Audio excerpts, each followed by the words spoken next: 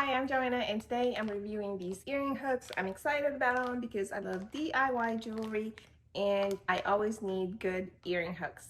Right off the bat, I love that you get a variety in here. There are silver plated, copper hooks, gold hooks, open rings, and even clear silicone backs. That means I can mix and match depending on what I'm making, which is perfect.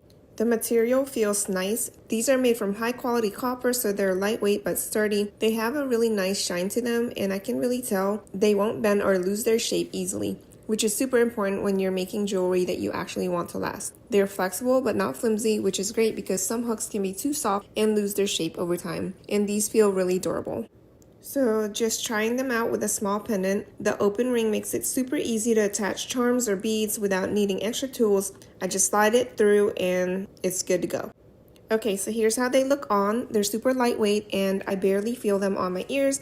I love how comfortable they are. Plus, the ergonomic design is really nice. It curves downwards so it doesn't put too much pressure on my earlobe. And I love how they just sit right without pulling down too much. I think these are perfect for everyday wear or for making custom jewelry that really looks professional. So overall, I think these are a great value because you get so many in one pack.